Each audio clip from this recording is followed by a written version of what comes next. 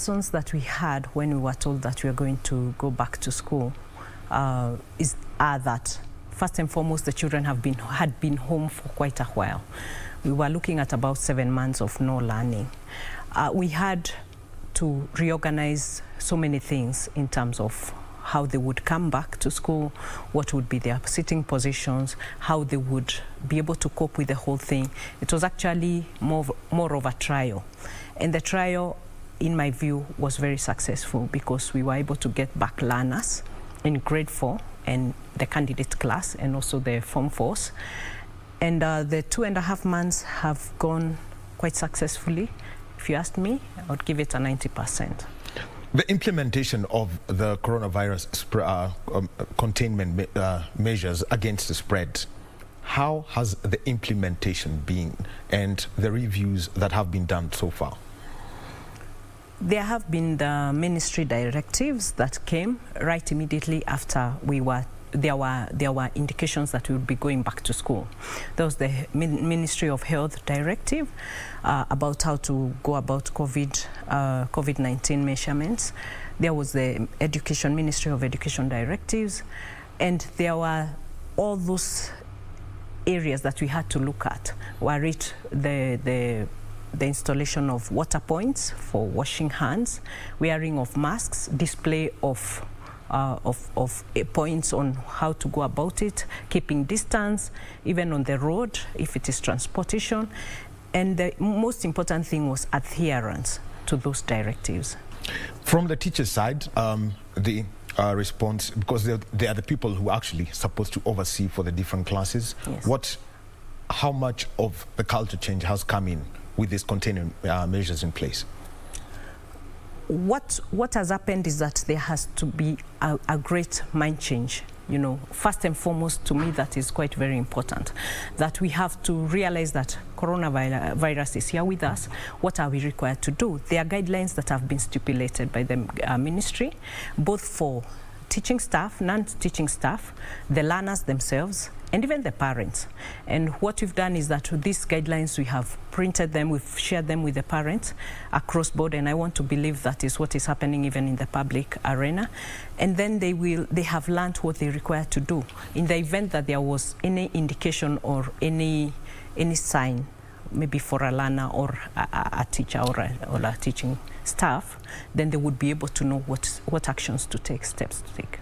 So you've mentioned about teaching staff, non-teaching staff. What are the different protocols that apply to these two categories of employees in any school? Well, for the teaching staff, you realize that they are interacting a lot with the learners.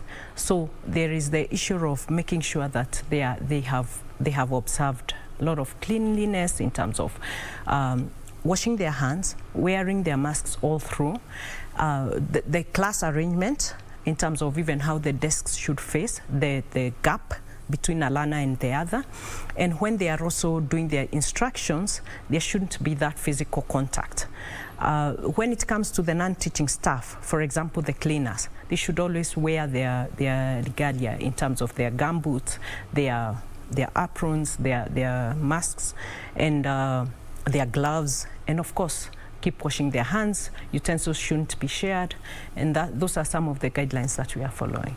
For the parents, because some have got to take the children to, they've got to take their children to school, pick them from school. What are the guidelines involved? And also in the case of boarding schools, how much access are parents given to the facilities in a school?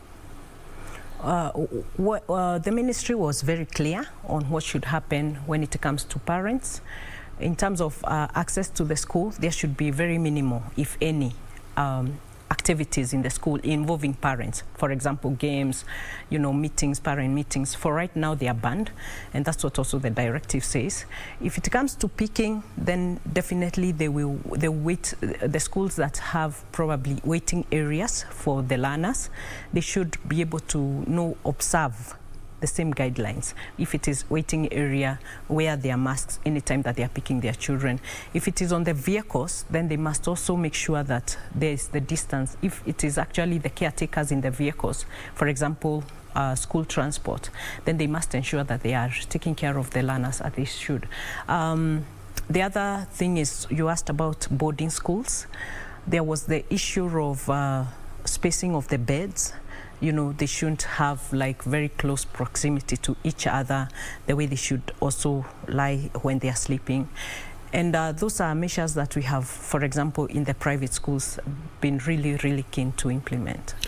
In the case of public schools, I mean, I've attended a public school, and I remember cubicle had 2 beds, double-decker beds, yes. And with the increased population, especially after the introduction of the free primary education, and looking that everyone's now going back to school. What are the challenges when it comes to implementing, you know, some of these measures and the, you know, in terms of hygiene and interaction when it comes to the dormitories, which may, if a cubicle had 4 occupants, then right now it could have 6. Daniel, when COVID was first indicated, there was a lot of fear and a lot of worry and a lot of, you know, uncertainty about it. But as the months have also as we have moved on, it's been very clear that actually, probably it may not be very realistic to implement the way initially it was intended to.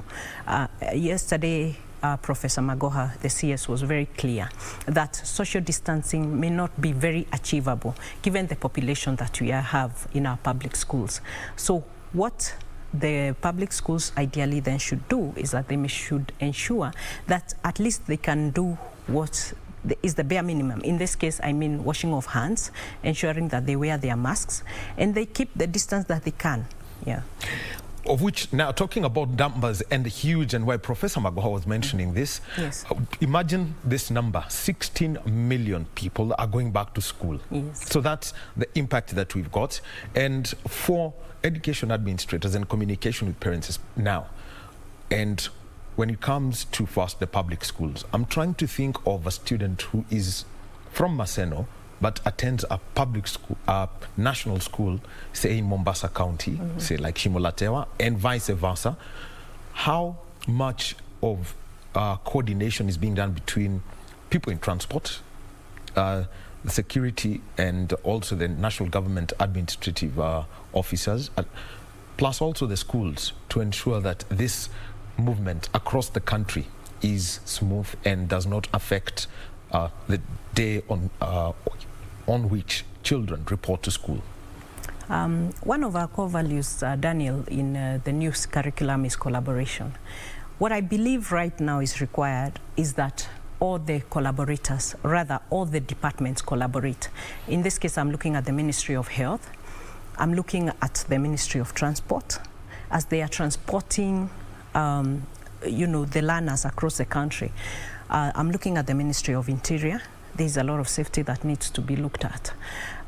And of course the Ministry of Education, and many more players that come in place. Definitely there is a bit of exposure when these children are transversing, as you have indicated. However, I believe that these children have also been transversing, some to their grandparents' place, and they have traveled and come back. In the event that completely a parent feels that maybe their child is vulnerable, then they could approach maybe a local school, a day school, where this child can attend school quite well. And it also brings in another issue. For example, this morning we saw some of the pictures and the report where students at Kibra, at the Olympic Primary School in Kibra here in Nairobi County, Professor Magoha was there, and there are parents who want their children to go there, and the biggest effect has been the closure of private schools. So what's this transition that's there, and also the capacity available for the different classes? Right now at the public schools, we are at about 150% over in terms of population. I don't believe that this is the time to again, if you're coming from a private school, to again take your child to the public school. They are already stretched. Already their capacity is stretched. I believe in the same locality, there are quite a number of other private schools that can fit one's budget, that can fit their ability, in the event that maybe where they were, the school was closed, that they can still approach. Because I think we've got to also get out of this mentality that, we want the government to provide education. They can only do so much. Rome was not built in one day. these schools, COVID just struck. We are expecting that they should have built additional classrooms, they should have had more infrastructure. It is probably not possible, but I'm sure there are still also other upcoming schools, private schools, that can fit their budget, that they can attend. And in that case, one of the things that somebody's got to ask, for this somebody's young, somebody's probably in standard 6. Yes. What's the psychological effect of this change of environment from a private school to a public school? Actually, probably that is the other thing that we have to take care of. These children have been used to a certain way of living, a certain way of working. As parents, we need to look at all that in a holistic way. Let's not just look at probably that the financial issues have been strained and all. And that's why I said it does not have to be, that drastic change. I'm sure there could still be another learning institution that this child can fit in and not probably pushed into public where already they are so stretched. We have to take care of the psychosocial aspect of these children, even when they come back, even when we receive them back to school, both for the private and for the public. These are children that have been home for the longest, 10 months, probably in their lives, in their learning lives. So we are receiving them back. We don't know what they've been going through, what situations they have been through, and that is something else that we as the educators have to ensure that we are incorporating in the curriculum as we move on. Something else that has come up is the case of national examination candidates, and there are schools that have been closed, and so the government has issued that they will be enrolled in various schools from where they will sit their examinations as guided by the Ministry of Education, and this is through the National Examinations Council. Just explain that aspect, especially for those in Standard 8 and for those in Form 4, because this is the term when they're going to get examined. Okay, thank you, Daniel. One thing I would probably start by saying and congratulating the government is the 100% transition, because that has ensured that no learner is left out. The other thing is that the system is very well structured in such a way that all learners and all candidate class, all the candidates are registered with the Kenya National Examination Council. Therefore, their database is already there, and we know which candidate, rather it's known which candidate where they will sit. It has happened in the past. Schools close for different reasons, and or transitions happen. Probably a parent transfers to another school, but the center remains. By this case, I don't mean necessarily the physical center. I mean the examination center. So basically the name of the school. The name of the school. So the government facilitates that, and they are able to transition those learners. We had a case last year, but one, where we had a school that collapsed, and those learners were able to be transitioned to another place where they could sit there. Oh, you're talking about the school at Ngando? Yes. Yes. And they were able to sit the exam, but their registration will come out with the center. So in terms of where they'll sit the exam, that's not probably a big deal. It's identifying early, which I believe the government has been actually asking us in schools to confirm, the candidates who we have in school and where they are going to sit the exams, who have left. Yeah, so that the placements can happen. So in short, the index number that you have from the school you had, you retain that. You retain that through until you now move on to to high school. And the results will come out with your registration center. And it also now brings up another issue. Sometime back, for example, if it's KCPE examinations, you would have the rest of the school away, and they do their examinations. Yes. For high schools, it's considered that they have grown and are able to understand the sensitivity of examinations. What's the plan now for the candidates who will be doing the examinations in about 3 months? I probably would start by thanking the government that we've not lost an year. By that I mean the system is in place to make sure within about 3 years we've recovered from the loss, so that 2020 is not counted as a lost year. So what will happen is that actually it's just that they are sitting the exam in March for the Class 8 candidates, and therefore when the others close, then they'll be left for their 1 week, 4 days, or actually the 3 exam days. And then they'll go home. For the Form 4s, I believe it's the same thing. The other Form 1 to 3 will close at some point and be able to pave way for the candidates to be left and do their exam. There will be time for marking, and that's why we are also breaking for about 7 weeks. Yeah. And when it comes to this transition, what is the first thing that parents should know and also expect from their children? 10 months out, with the exception of grade 4, standard 8 and Form 4. For the others, what kind of pressures are going to be on a child? One, to make sure that they do catch up with the syllabus as should be, because basically it's the equivalent of 2.5 schooling terms that were lost. Yeah. What's the plan in place?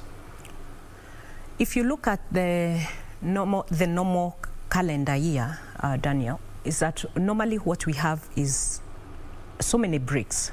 We normally would have 1 week of midterm, then we would close for 3 weeks.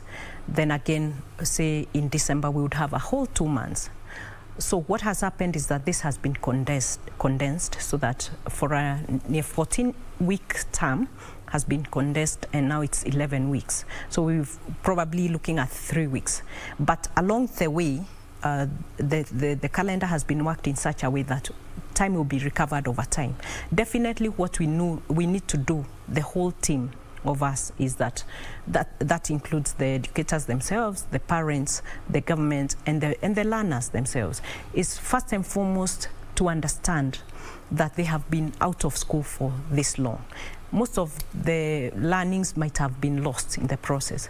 So what we need to do is take them slowly and start, like some things we might have to start reintroducing to them. And then along the way, we need to catch up. I'll give an instance of what we did with our grade 4s and our class 8s. First and foremost, as I said, the psychosocial is very important. It's to sit them down, make them understand that we have a very short term. This is what there is, and this is what needs to be covered. The teacher can only do so much, and the learner is also expected to do so much. The parents, on the other hand, also need to come in. For example, the CBC requires a lot of parent involvement. Are they willing to also be involved so that if we give work home, for example, some schools may not be able to hold everybody. So they are actually creating a program whereby maybe some learners are in school in the morning, others in the afternoon. What does that mean? This learner carries work home. And who will assist them when they are doing this work? So it has to be a lot of collaboration from all of us.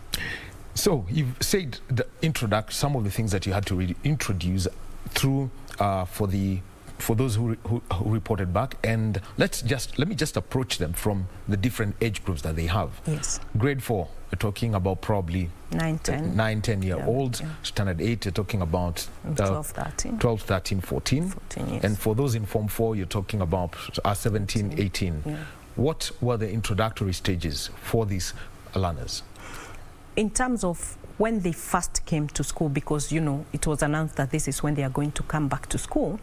As I said, when I began, I said there are guidelines that are there for the learners, for the teachers, for the non-teachers, and it is taking them through each and every guideline and what is the expectation from them, both the health guidelines and the education guidelines.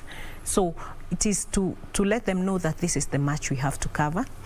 The younger ones may probably not really understand. If you talk of curriculum, they may not really understand. No, play is more important at that age. Yes, but it is to understand that if you go out to play, this is what we expect. Because the truth is, we may not completely tie them off from playing. Remember, they are social beings, and there is a lot of play that comes into place. So it's for them to understand, even if we are going to interact, this is the interaction. I shouldn't get to my neighbor to this level. We've taught them sharing, for example. That's a value that we teach them. Now we are coming in and telling them, look, you're not meant to share your personal items. But then we have to be very clear why we are saying this. Not because we want them to be selfish, but it is because of the exposure that holds. So those are some of the things that we were taking them through. When you go out, or anytime you are out, you keep washing your hands. And if you remember, when we just opened in January 2020, actually we had been already introducing all this, and the children had really caught it up. There were poems, there were dramatizations, I remember actually we had an activity in school, and the poems about coronavirus then, the children were with it, wash your hands, you know, and all that. So the bit with children is that they learn very fast, so they will be able to still catch up back. That's part of the psychosocial support that you're giving to the children. Then that for the adults, which is also important, because they're leaving home and going to meet with people from different backgrounds. And, you know, some of that worry. We'll be coming to that. We're speaking with Lois Mbogo, who is an education administrator, and it's all about back to school. We'll be taking a little break from this conversation and get back to it and, you know, talk about the psychosocial support and also the Ministry of Education school re-entry policy for pregnant and teenage mothers. But before that, let us join our reporter, Frederick Mwoki, who is at the Moi International Sports Centre, Kasarani, where the Kenya National Paralympic Committee is holding trials for athletes who will be representing the country at the Paralympic Games that will take place in Tokyo later this year. Oh yes, Daniel Wahome in studio.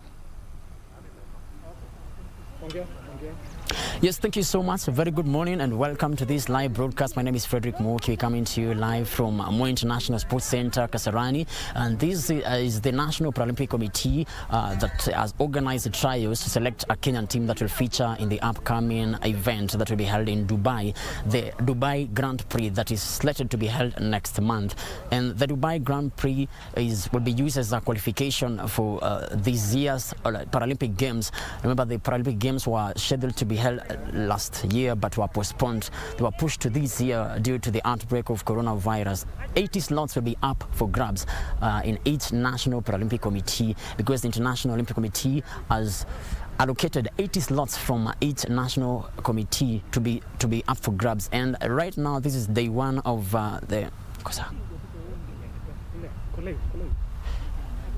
Right now, this is just day one of the national trials that were used to select a team that will feature in the championship. Remember, the Paralympic Games will be held in Tokyo, Japan, and this year, and we'll be hoping and we'll be wishing the team that will be selected to feature in the games all the best, because we know that the 2016 Paralympic Games, the Kenyan team managed to amass 6 medals.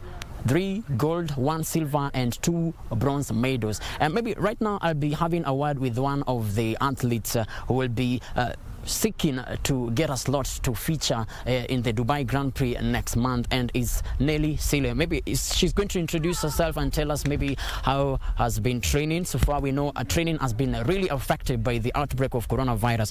Nelly Sile, welcome. Maybe just introduce yourself and tell us how has been training. Okay, my name is Nelly Sile. I'm from Eldoret, and I was training in Eldoret. The training was very difficult because I can't manage to go to gym because of corona. It was very hard for us. We just manage at home just without any coach, but we thank God because we want to have that team to go to Dubai. Yeah. And we know it's a new year, new resolutions. What are your plans for this year, and what are your expectations? Yeah, it's a new year, but I hope and I rely on God on everything, because if you don't rely on God, nothing will happen. Because of this corona, we have just passed a lot of things, and I know I'll make it. I want to make it. Even though I have not done anything about this training, but I'll try my best so that I'll be in the team. Yeah. And we understand that this is not going to be your first time to represent the country in international events. Maybe you can just give us a summary of the many events that you have featured. You have presented the country, and how was your performance? Yeah, it is not my first time. This is, I can say, maybe it's the 7th one since I started with Paralympic. This is my 7th times, and it isn't easy. It isn't very rough, but Since for those 7 times, I have a gold medal and silver and bronze. Yeah. Maybe you can tell us the experience that you have. How has been the level of competition when you compare yourself with other athletes from other countries? Maybe how has been the level of competition, and what are you expecting if you make it to the team that will go to Dubai? You know, with other teams from other countries, they have good training. They have somewhere to train, and they are being paid when they are training. But with us Kenyans, it is very difficult because it is you individual to train so that you may have that success. Yeah, I see those difficulty in Kenya because in other countries they have somewhere to train, and they are being paid for training for those events. But us, it is you individual.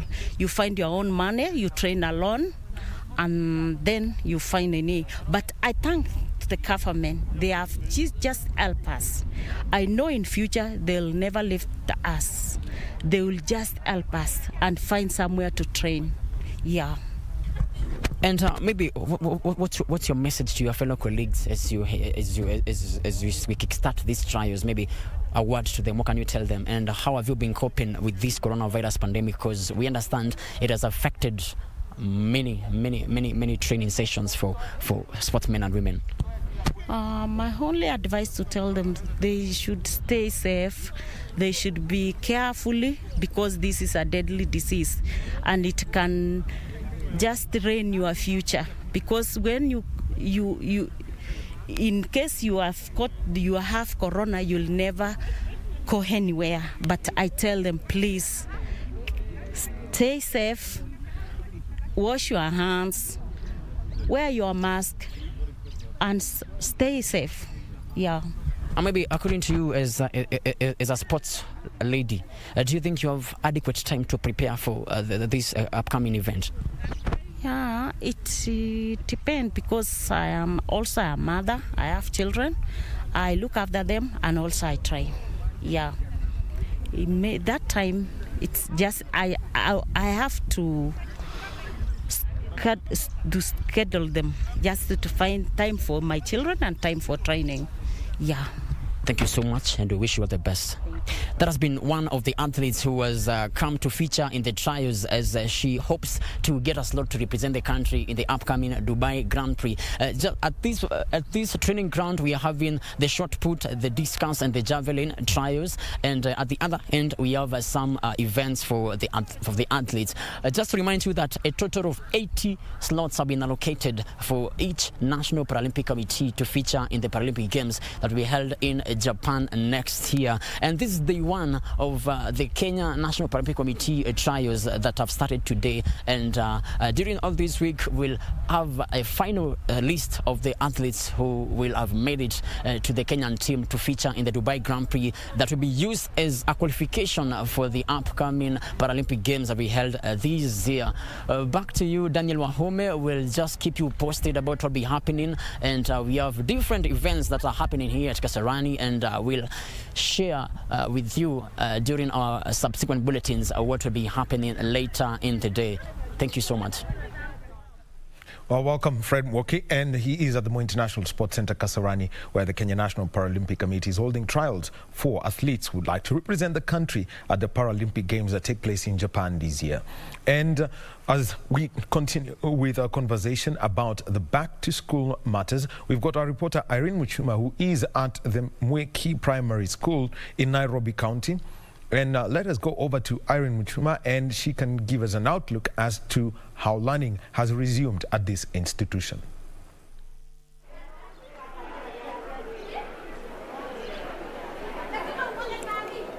Wahome, good morning. We are coming to you from Mweki Primary School on this day that the national government announced full reopening of learning institutions in the country. And Wahome, I would say this is one of the schools with the highest number of pupils in Kasarani area. It has 3,600 pupils, and these are the only ones that have been registered. When we were walking into the school premises, we saw a number of parents outside the school gate trying to get inquiries and have their children admitted to this school. Remember, Kasarani constituency is one of the regions that was highly affected when it comes to closure of private schools. The constituency has 39 private primary schools. Out of this, they are from the 49 private schools that used to be in this constituency, but owing to the COVID-19 pandemic, a number of them were shut down, and only 10 are operating as private institutions.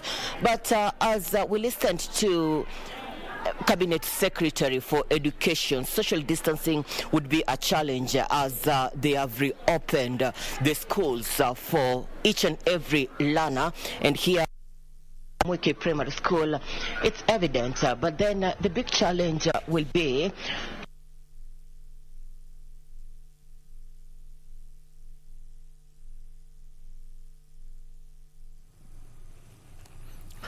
well, we apologize for that slight hitch that we have got. It's a network issue. So Irene Muchuma, we will be going back to her as she covers the story of going back to school. And this is at Wahome Primary School. And we continue with a conversation about this with an education administrator, Lois Mbogwa. And Lois, you had mentioned about the capacity of public schools in the country operating at about 150% for some of them. Well, we'll be coming back to that because we've been told about 3,600 with the possibility of more. So let's go over to Irene and we can get a picture from Wiki and you can recap on that. Over to you, Irene. As they play around. But one thing that I observed, most schools have been able to exercise the COVID-19 prevention measures as you enter from the gate.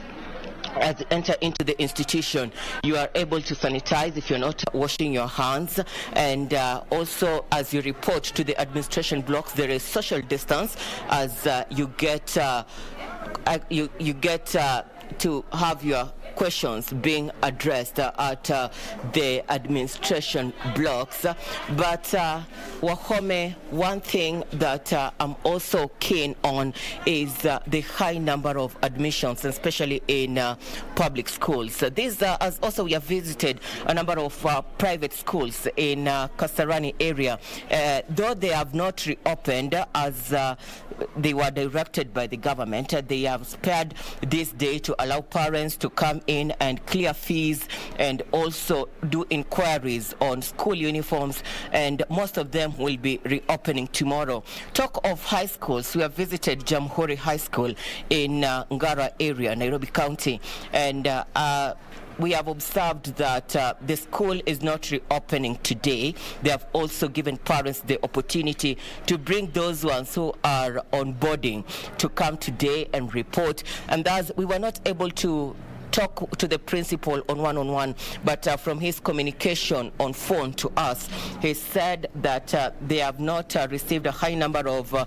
inquiries for those ones who are coming from private schools, and thus they'll be able to maintain the number that they had before the first case was reported in the country in March. The first case on COVID-19 was reported in the country mid-March. As we walked in here at Ruaraka Academy, we also saw parents taking their concerns to the administration. They want to have their children admitted to the institution, and it comes with multiple expenses. Wahome, there is a great concern from the parents. They have now to start on new uniforms. They have now to start on budgeting for school fees for another institution. And here at Wahome Primary School, right now we are having a closed-door meeting where the school administration is meeting with the regional education officers, including the sub-county regional officer on education and also the county commissioner in Kiambu County. And perhaps because this is the school with the highest number of pupils in the area of Githurai, it brings about pupils from Kasarani, Roysambu, and It is a challenge that the school is ready to take on and ensure that learning resumes just like any other part of the country. Wahome.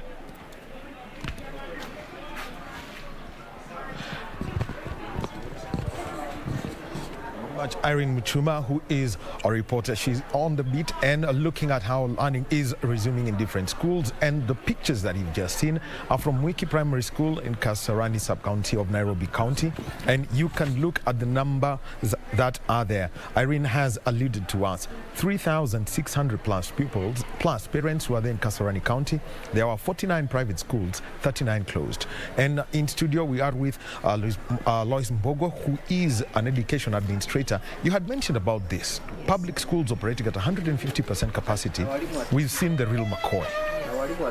And the closure of 39 or 49 private schools. What's the general impact of this? Definitely there has been a big impact, an economic one also. I would probably say that from KAPSA, Kenya Private Schools Association, a report that we've received, we had about 300 private schools that have closed across the country. Now that's a big impact both on the workforce and on the learners. However, again, as I said, with the new curriculum is teaching us several things. One of them is critical thinking and problem solving. I believe it is also time to think outside the box or even throw away the box. In this case, I mean, there are other players who are coming into the industry. There are other schools that are coming up. And whereas we may not fill that gap immediately, but I want to believe that it is time that we relooked at everything. Also the parents. It is time that they also thought of diversification in terms of must they all take their children to the private school, to the public schools. They are capable of taking them to probably the private schools that are in their ability to manage. Yeah. Lois Mbogo is an education administrator giving us her insights. We will be taking a short break, and when we get back, Lois will be telling us about, the new players and also the schools that are coming up. Remember also, isolation facilities are required in schools, and there is also for teenage mothers and also for pregnant girls. What happens? How do you manage their education program? All that and more at the other side of this break.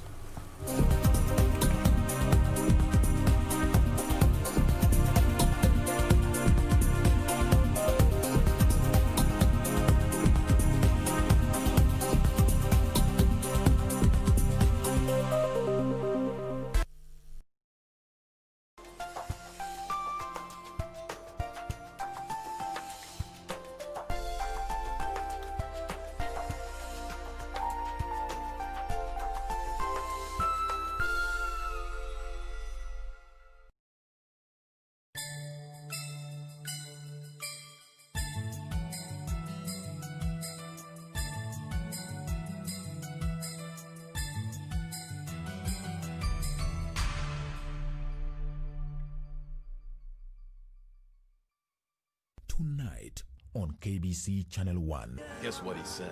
No, I don't have any idea. The Star Zone. Say what? Oh, yes. Because he wants to cultivate gourmet coffee. My. Manuel Olazabal showed interest and he loves the project. So he's going to be my partner. He supports me all the way and the project is now a reality. You want me to just pretend that nothing happened? Is that what's fair? Max is planning to move to Chiapas so he can develop his dream project. And I don't want to live there. Dad, you're his partner and you can stop him.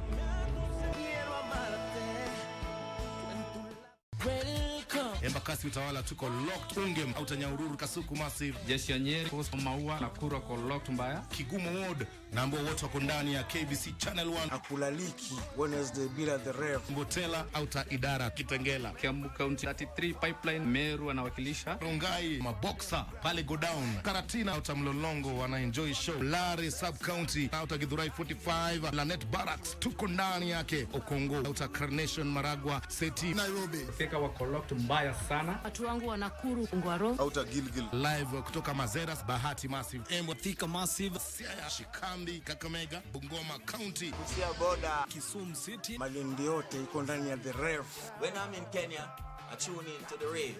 Get your mind brave, focus, conscious. Kenya, East Africa, right? Keep it locked.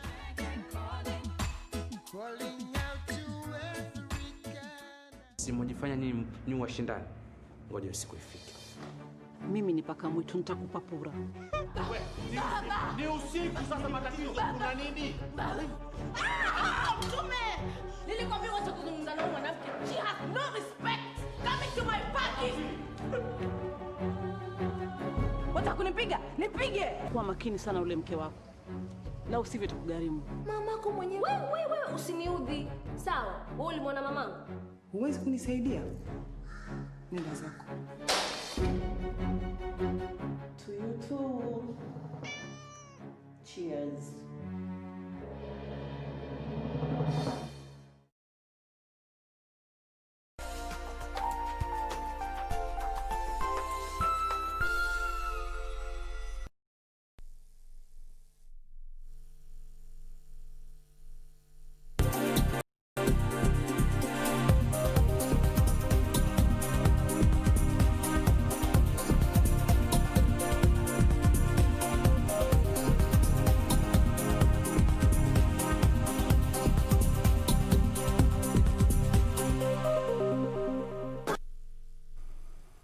And welcome back to News Check on this Monday morning. It's the 4th day of January 2021, a day when schools are reopening, and we're talking about primary schools, secondary schools and tertiary institutions.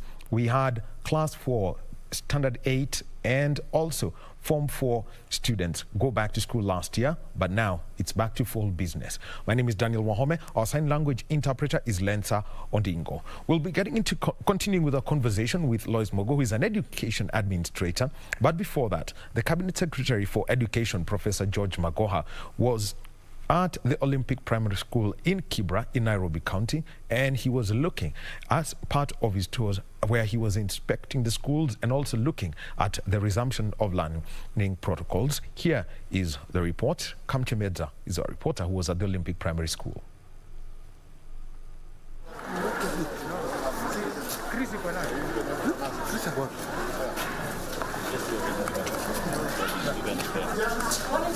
Endelea na kazi yako. Mimi nakagua watoto yangu tukufu kama wamevaa mask.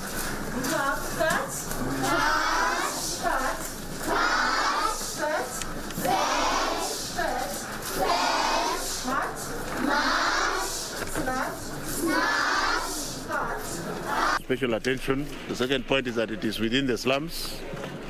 So we are going to give it a little bit more support in terms of ensuring that the children are being taught. But I think you went into the classroom.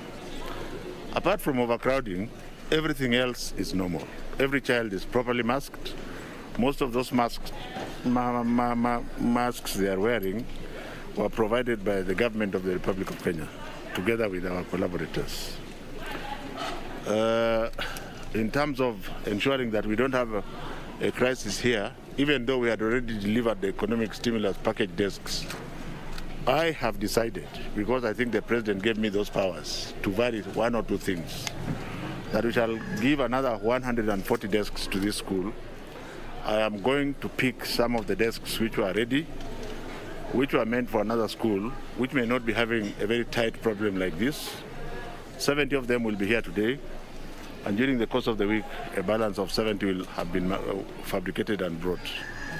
Then we shall fabricate and take to the other person that I was talking to. Otherwise, you have seen with your eyes that if we work together, the spirit, when you look at the spirit of the body and spirit of the teacher, the body and spirit of the children, do they require encouragement or discouragement? Let us encourage them. That's all I can say for now. We may not be perfect. There are very many children here. If water becomes a problem, we are on standby to ensure that they have water, so that they are able to wash their hands when they come out. This school will not be available, because you can see for yourself that it's 7,000 is 4,700. So this one, even though it is popular, it's not likely that they'll take many children. There are many other schools around that we will make sure the children go to. You can see for yourself that I've ordered a variation of shifting of desks, which we are supposed to go to another school this morning to come here. And I will then go to the school where the desks were supposed to go, so that I am fair to those children also, to be sure that their pressure is not as much as the one here. Your question is not fair, because when we demolish the building of the parents, it is the parents' duty to bring the child to school. If a child is brought here and there is space, we shall take. If there is no space, my people, where is the sub-county director of education? We have somebody who is here who will ensure by constitution that that child is admitted where there is a vacancy. We are trying to avoid a situation where a popular school like this one is overrun by children so that some of them can't sit down. So you don't have to worry unless you have a specific case. If you give us details, we shall go to where the rubber meets the ground. I think because what you're asking is basically a story. It is one of those stories people talk about. So if you have a child who has gone to a government school and cannot be placed in that school and another one, then tell us and we shall act. I must go now because I want to ensure that the desks are brought here and that I also go to placate the other school. We have to do all this together because you don't even have to reach me. You as a journalist, if you know somebody, you can direct the child to come to a school. If it is too full, you advise that child to go to the next school. Sindio? Okay. Thank you very much.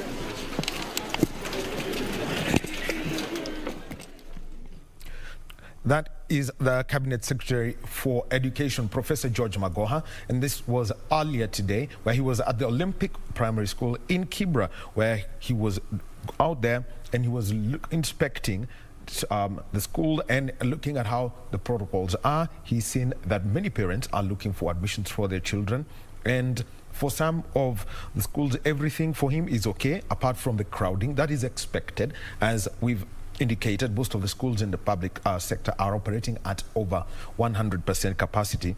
More desks to be availed, 140, and apart from the previous ones, and half of them may actually be delivered this week. And he's also made an indication that the school won't allow in more children. And we continue with a conversation, and this is about the return to school, and we are with Lois Mogo, who is an education administrator. Lois, that's the second public school that you've seen, and from the Cabinet Secretary for Education, Professor Magoha, has indicated that in as much as they would like to see people get back to school, then some schools will not be allowed to admit more students. Then how do you deal with this balance of people from, say, schools that are private schools that have closed, or parents who've opted to have their children attend school closer to where they reside? I would say that life is a transition, and at any one point there's somebody transiting. Even in the private schools, we have those parents who are transiting, for example, from maybe high-end schools, and right now maybe they have even moved location, and therefore they are looking for schools that can meet their budget. And this is what I had said earlier, Daniel, that it is time that also parents became flexible enough to think that probably if the school where my child was learning, especially if they were in a private school that was closed, it is actually easier to transit to another private school than it is to go to a public school that is already busting. Yes, and even also the social aspect of it for the child. Now, you also mentioned before we took the break that there are new players and also new schools in the system. Yes. Tell us about this, disruption that's happening to what we'd consider a very conservative education system in the country. Yes. I also say that it is time to think outside the box, and the disruption, or even throw away the box. Or even throw away the box. And this is the time to actually re-innovate, rethink, rebuild, and think around areas to do with how else can children learn. We trialed online learning at Loiswell Academy, and initially we never thought it would ever happen. But right now we have realized that actually in the event that something like this happened, you can actually still meet the learners online. There are schools that are coming up, probably that were not there in existence. There are businesses that are coming up. So this is the time to actually think, what is the opportunities? What type of schools are these that you're talking about, you know, that are coming up? We have the whole strand of them. We have the international schools that are coming up. We have a few brands that, you know, from other countries that are coming into the country that we saw even before COVID. We have the private international local schools that are high-end. We have the private schools to take care of the middle income. We have the Christian accelerated ones. We have kindergartens, you know, and we even have both secondary and primary. So we also have the online ones that probably somebody says that I am a teacher, I'm not able to get on with teaching. I can be meeting my learners online at this point, or probably partly physical, partly online.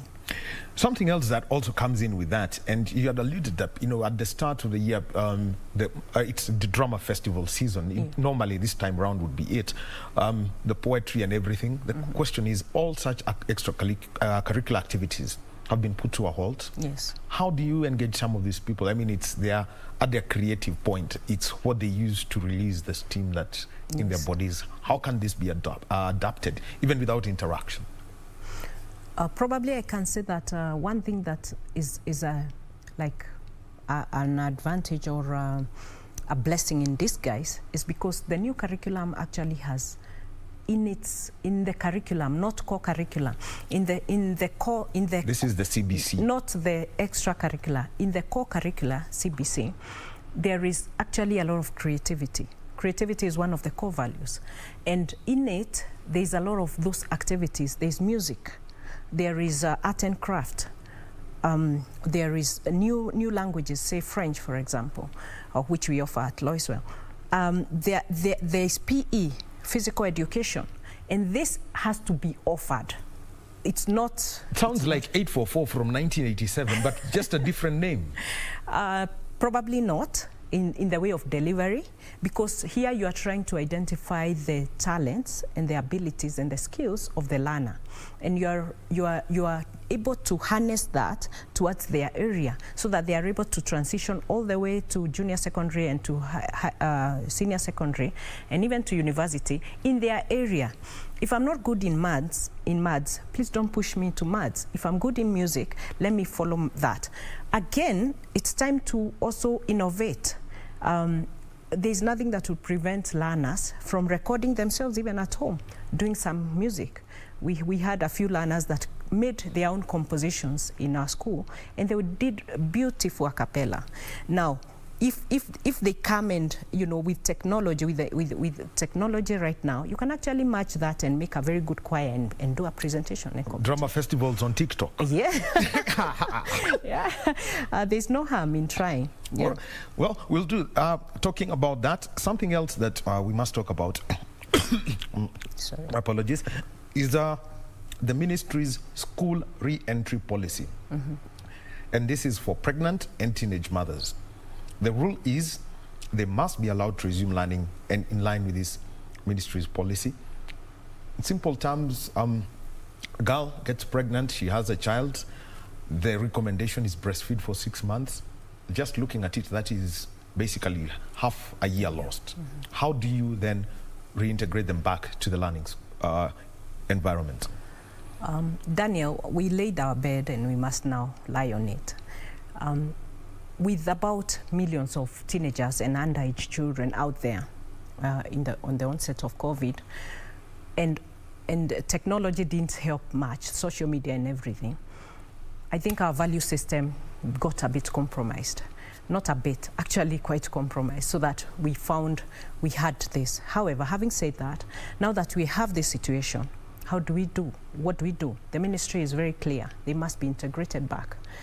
It will take the teachers, it will take the people managing the learner a lot of cooperation, so that managing a pregnancy for a woman is not easy, let alone a 13-year-old. So it will take all the people who are involved in the life of that child to take care of them. The parent or the guardian, the teachers, the management of the schools, and even the health part of it. We are required to have isolation rooms, though that is for COVID, and of course probably a health officer around who would also take care of these girls that in the event that they came back. So we have to look at measures in place to make sure that we integrate them. Again, on the other hand, in the time of their pregnancy, they can be in school up till when they have to actually go for the delivery, unless it's a case of bed rest only. And when they go, then they can still be attending school, probably halfway, then half the day they are breastfeeding. What that means is that, again, it might make the grandmother of the child to be made to stay with the child. It's a complicated thing, but we have to face it. We have to face it. You've mentioned about health facilities that are required to be set up, and this is from the Ministry of Education, and basically isolation facilities. How is this being handled at the various levels? We know some schools historically, they basically had they had a sanatorium or a clinic where there was a clinical officer or a nurse, a few beds where, people, like a small ward ideally. What's required at this point? We've got to use the resources available, Daniel. In this case, I mean, if it means converting, say, for example, a library into that isolation room and having the facilities. I remember yesterday Professor Magoha saying we've got to utilize all the resources available. If it means there is some open space that the learners can go and learn, then that's what we have to utilize. So what has happened in most institutions, private ones, probably it's easier to come up with a room and have the equipment that is required if it's a bed. Of course, at the beginning, even before the learner comes into school, we are required to take their temperatures. So by the time maybe there is an escalation, it's been managed. It's been very well managed, because if the child is coming in right from the bus and has maybe some temperatures, then at that point we need to start involving the right people. But for boarding schools, again, I know they have the sanatoriums, and they definitely have prepared now for this room. In conversation with the chair of the Kenya Primary School Heads Association yesterday, I had a conversation with him about this, and there's something he mentioned that from the education sector, children are safer in schools rather than at home. Then how then does this apply, given some of the requirements that have been put out by the Ministry of Education? Okay. I wouldn't be a spokesperson for the public schools, because I'm in a different line. But the beauty with schools, and more so actually private schools, is because we adhere to what the requirements are, and there is control. When they walk into school, for example, you will not pick that learner, if it is on transport, without a mask. So already, you're already putting in place measures that were not there before. When they are at home, they are loose. I mean, I'm sure where you live, you've seen children playing, they are free, they don't have masks, nobody is checking on how they are observing the rules. But when they come back to school, there are those measures that are there. There's the checking of temperatures, there's a washing of hands, there's the wearing of masks. At least there is a program that is being followed. So I would actually agree with that statement, that they are safer in school than right now, when majority of them are unobserved out there. Something else that has been said is that COVID testing is going to be done, could be random, could be pre-planned, so you know that on a particular day you've got a sample collection exercise happening at a school, and it is now part of the requirements. And let me just read from the statement released by Professor Magoha yesterday. And learning institutions, okay, apart from holding that, they should ensure that they compile a list of all learners with underlying conditions. That's number one, to take care of the health. And then the other one is also the biodata so that the learners, the staff, and the contacts, and this includes parents, guardians, and caregivers, then there's some form of contact tracing that can be done. How's this being put in effect? I would say from a point of the school is that we are required to actually give daily data to the sub-county education office, especially when the learners were in session. I believe it will continue even now, how many learners you have per class and what is That's your basically a daily attendance register. Yes, every day. Yes.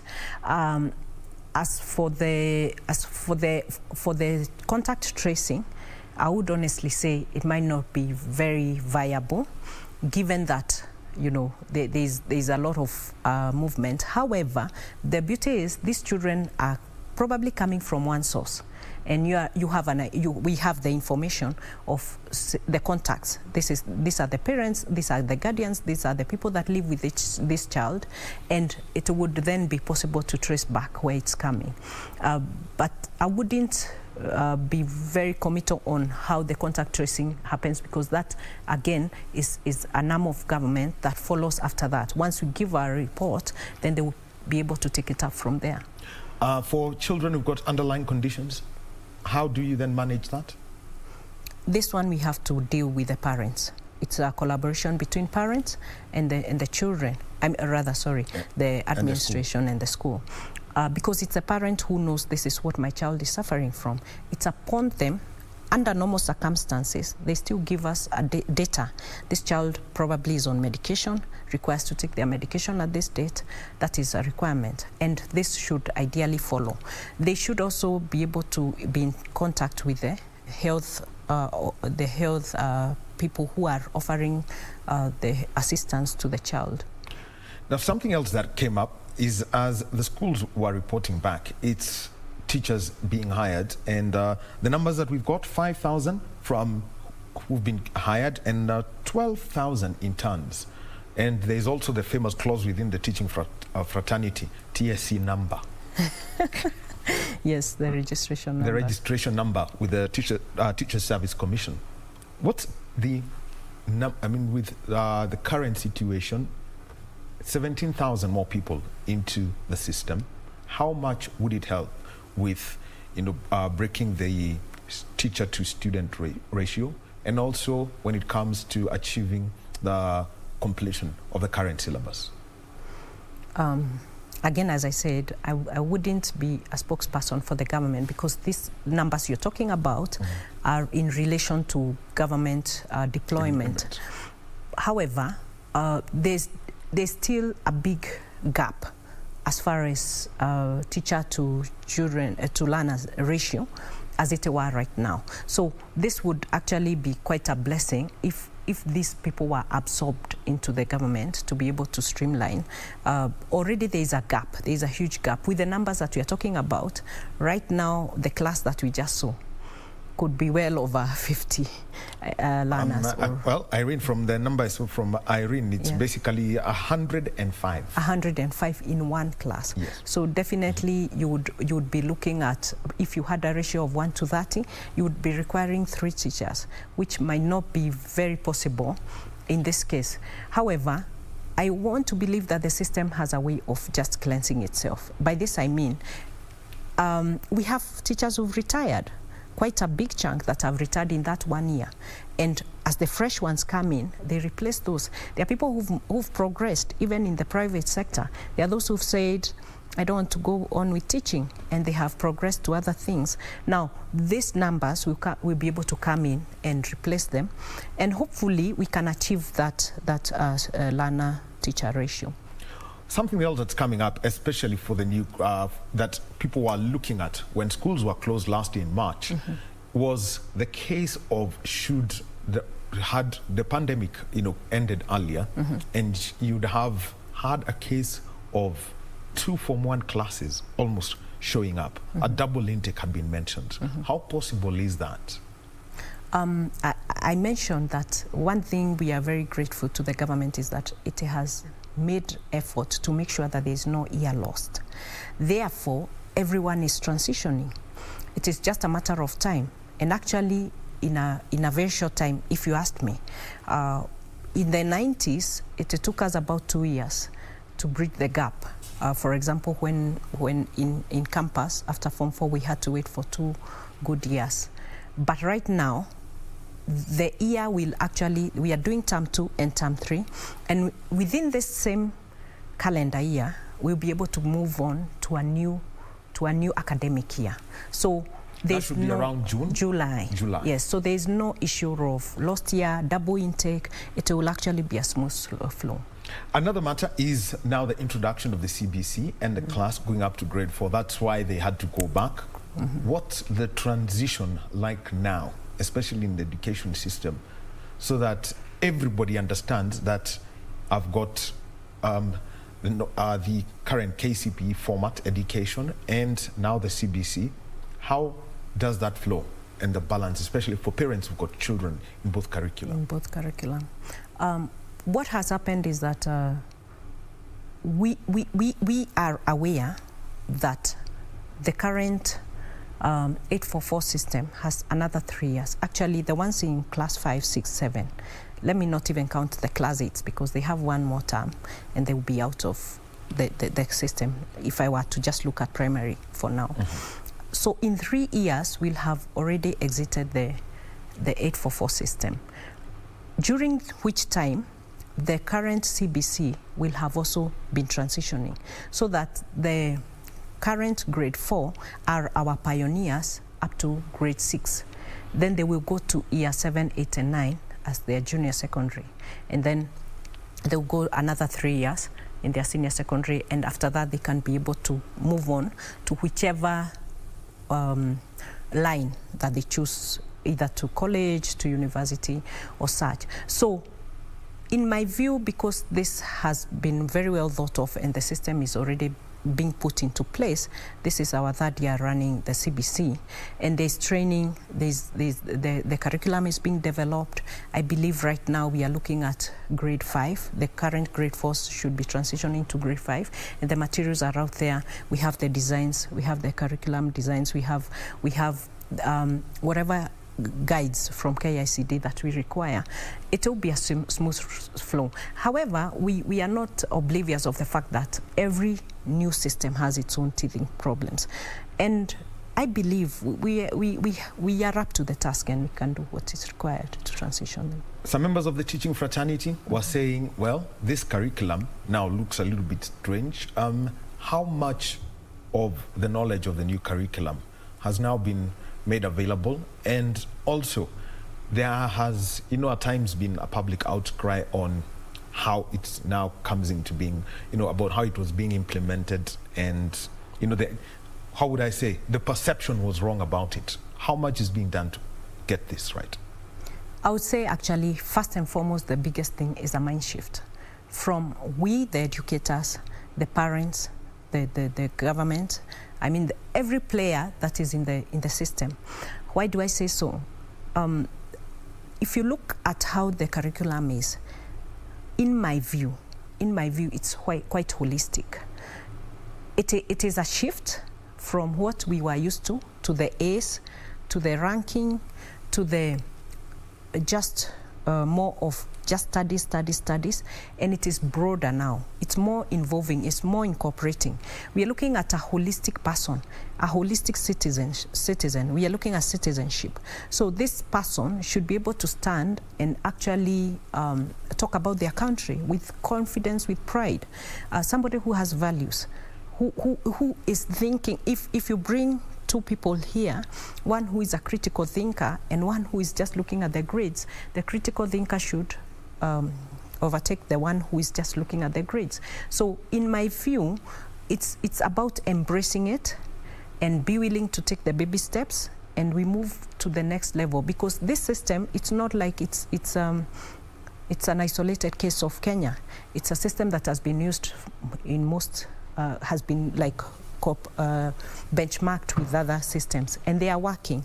So why don't we embrace it, check on the areas that are not working, and work on it as we move on? All right.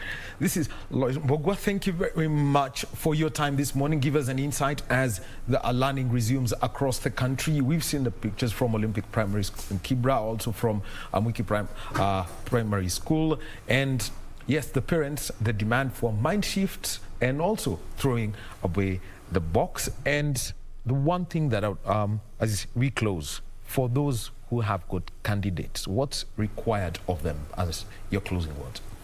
Okay, thank you very much once again, Daniel, for having me. As a closing remark for the candidates or parents who have candidates, for me, I would actually say is that they require to walk the journey with them. Let's not look at their performance only. Remember, they have been out of school for 10 months. It's not very easy. They might already be panicking. The exam is here in about 2.5 months, and now maybe they feel they've not caught up. We need to walk the journey with them. We need to remind them that it's not about just the KCP, the KCSE. There is more to life than this. Thank you. Lois Mbogwa, she's an education administrator, sharing us, insights on getting back to school and everything that's around it, and what the impact is, what parents need to know, and also, the possibilities of even having education so localized and could reduce part of that movement. We'll be getting into a very short break right now, and when we get back, let's talk sport. It's the year 2021. The Tokyo Games will be taking place in July and August. That's a plan that's there. What is it that Kenya is doing to prepare for the Games over the next 7 months, and including keeping those who qualified in top shape? We'll be in conversation with the Acting Secretary General of the National Olympic Committee of Kenya, Francis Mutoko, next.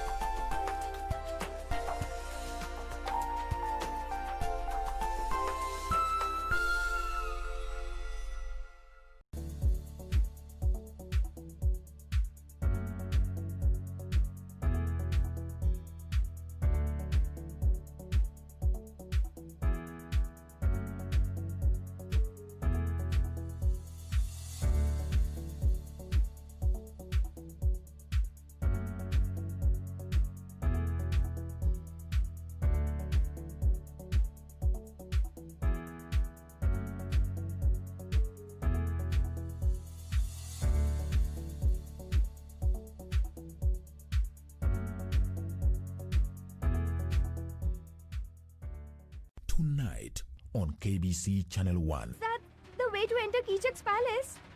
So, are you planning to enter Kichak's palace or what? Nobody should get to know about it. Understood?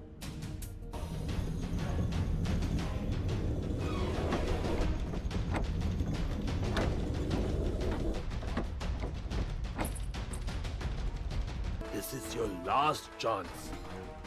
If I do not beget a child this time, then I will be forced to abandon you, Bhamini.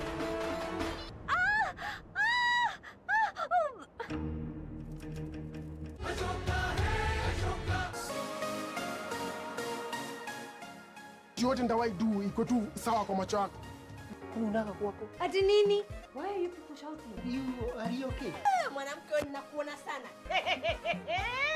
Ni wanaume hapa Mombasa wameisha. Ni nini mbaya? Nowadays we have so many unfaithful people. What? We need to talk about her every time we are together. I'd be very careful the way you address me. Zako zinakuangaje? Huwezi kaa dakika mbili hata bila kuteta. You will all sign new contracts. And I am supposed to be briefed. What? Taki ujinga. Oof.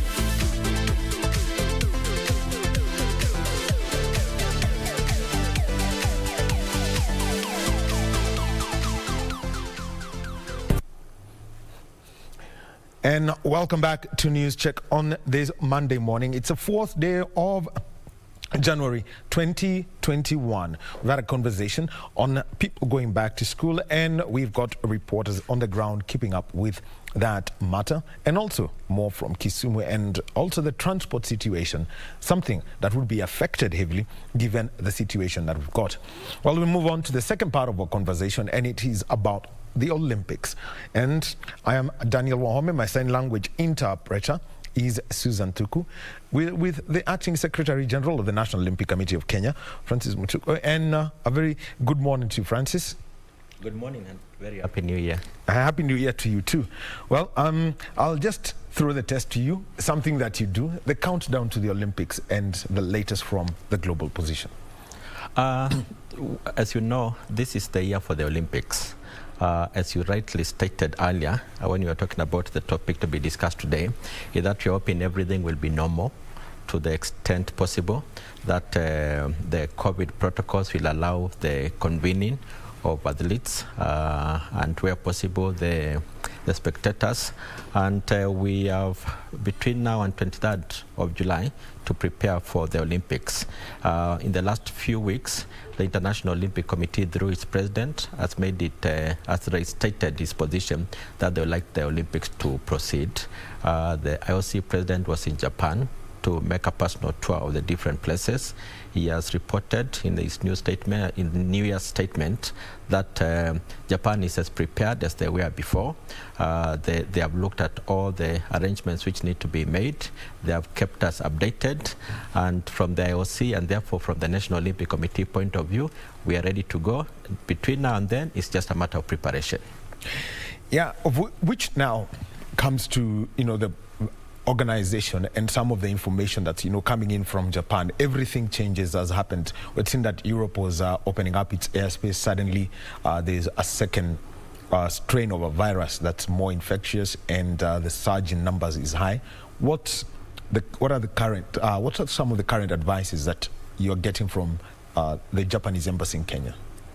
We've not yet gotten officially from the Japanese embassy, but the information which is coming from Japan, from the organizing committee, from the organizing committee through our person, because there's a person who we link with to update us about the event. Several things will be affected, and one of them will be the number of days any individual athlete can stay within the Olympic village. The advice at the moment is that immediately after an athlete completes or a team completes, within the shortest time possible, then they'll be required to fly back. The second one is obviously... so that means something for most athletes, if I was just to look at a simple program, that means if it's, say, like the 7 teams, they would take a maximum of 10 days probably? Yes, depending on their competition calendar, immediately after it ends, we are being advised to make arrangements for them at least maximum of 2 days. However, this is where it's possible, because as you know, Tokyo is very far. The flights, as you know, very many flights are still grounded. We don't know by how many will be up by then.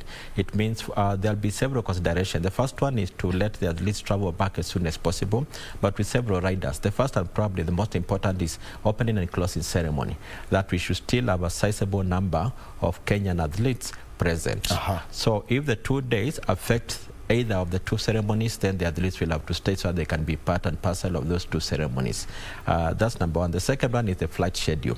If the flight schedule allows a team to be able to come back, then that will be possible.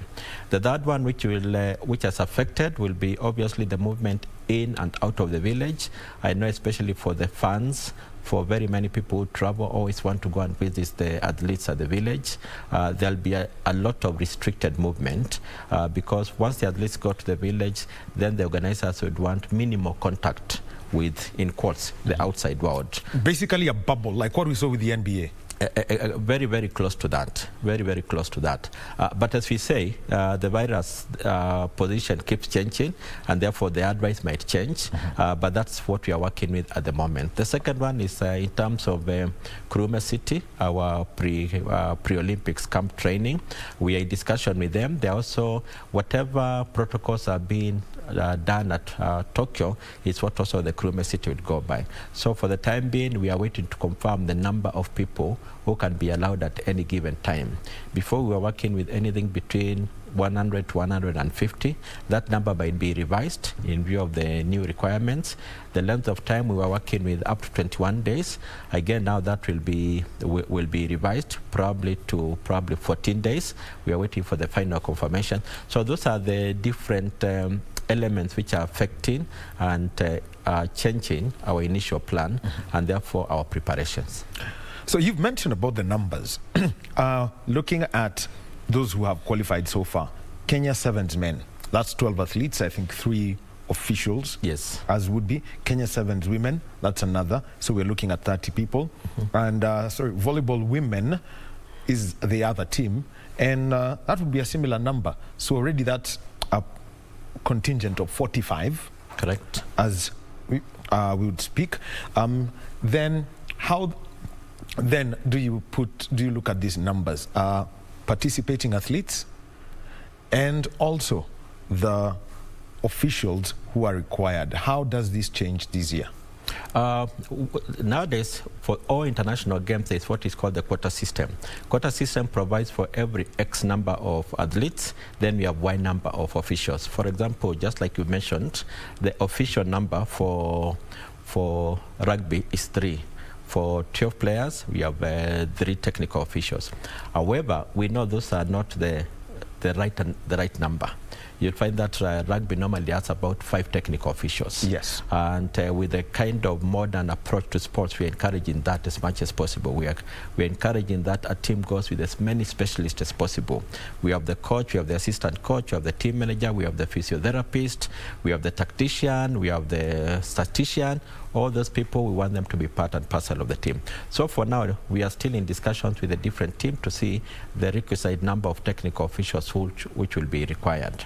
It means now, if, for example, rugby, we have 5 additional officials, then we have to make arrangements for them over and above the village, because the village requires for only the official number of athletes. That's what we call the quota system. And I guess this gives comfort to the previous popular held view that people always would go with joyrider. But nowadays it's not possible. The system does not allow anyone to go.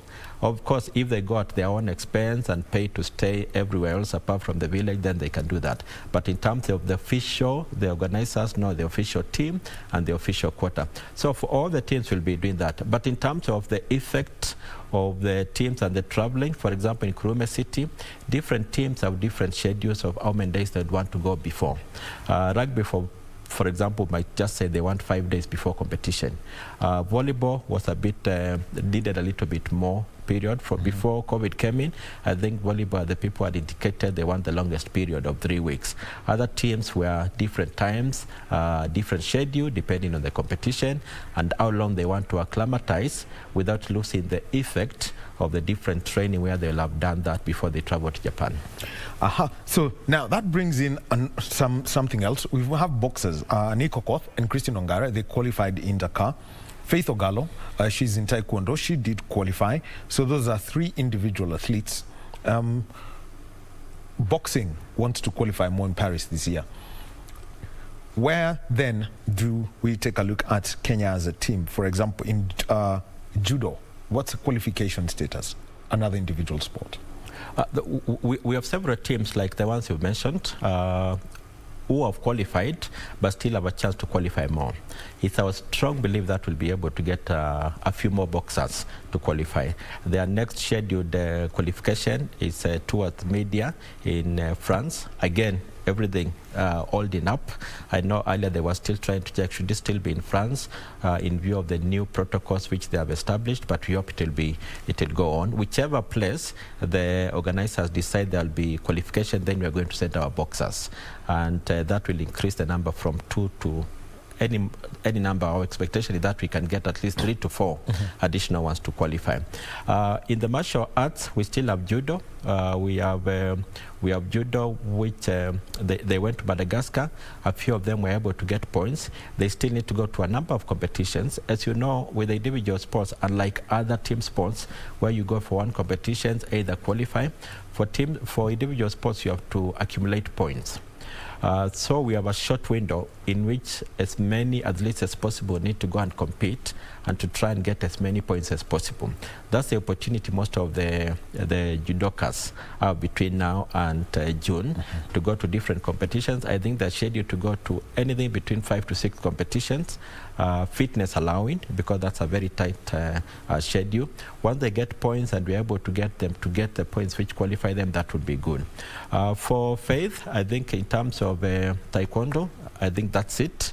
We'll only be sending one athlete because the qualification within the African level is complete. We have one possible qualification in wrestling. We have a Kenyan team going to Morocco in February. And again, our expectation is that we can be able to get some to qualify. So those are the possible additional ones before we start pursuing universality.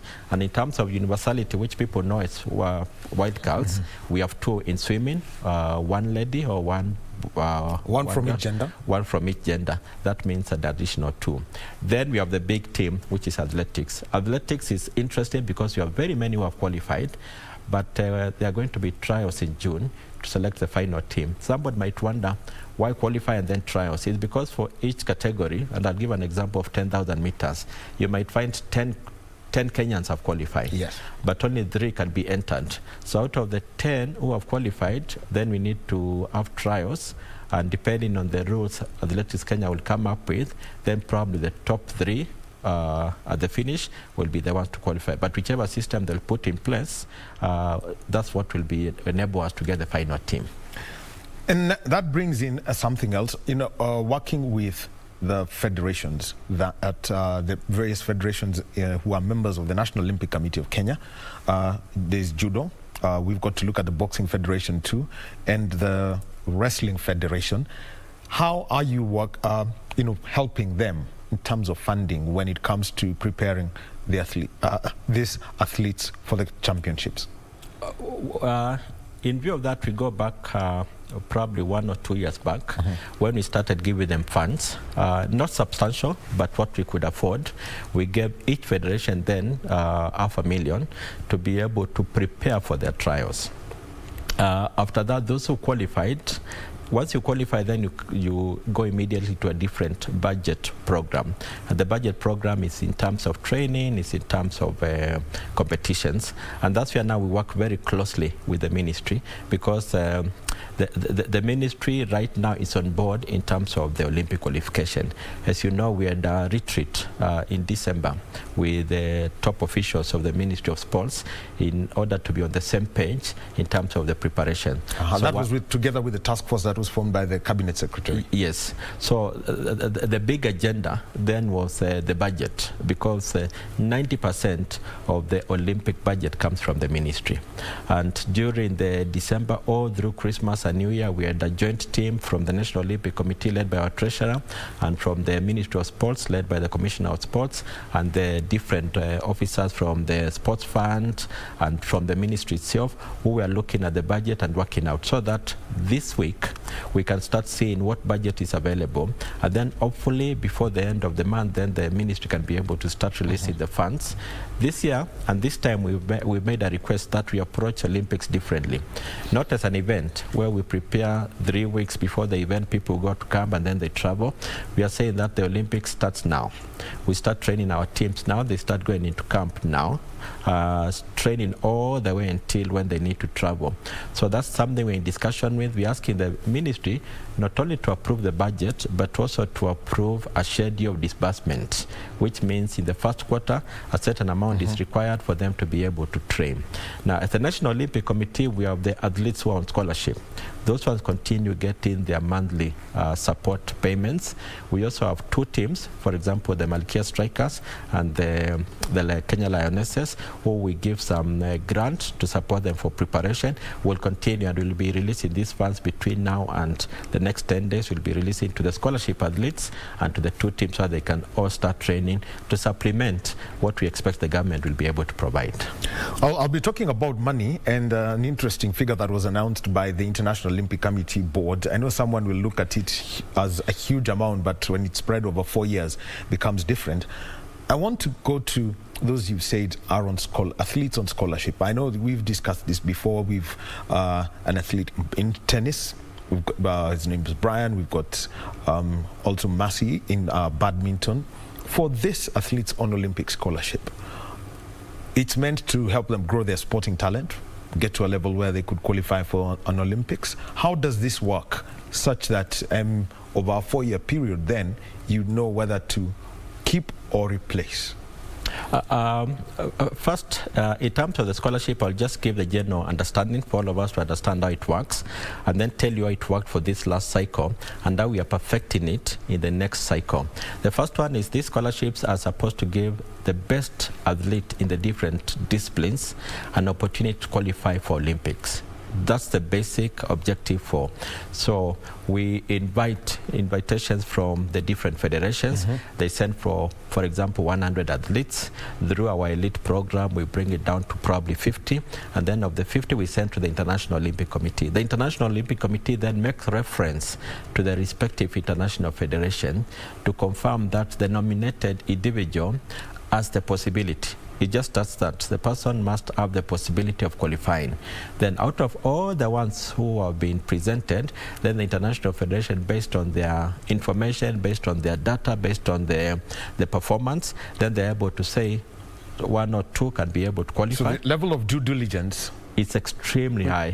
So if you're getting into that program, then your information is well known. The information is well known, not only at a local level, but at international level, because the international level are the custodians of the information and the data about the different athletes of the world. So they'll be able to tell us yes. So when we joined the National Olympic Committee as an executive committee, we were 1 year late. And by the time we processed this, we added another 8 months late. So all these athletes who are on scholarship right now have not gotten the best opportunity they would have because they joined the program 2.5 years late. Now, how are we changing that for 2024 Paralympics is that come January, we'll be informing all our federations about their new scholarships for 2024. It means that they have a clean 4 years to prepare.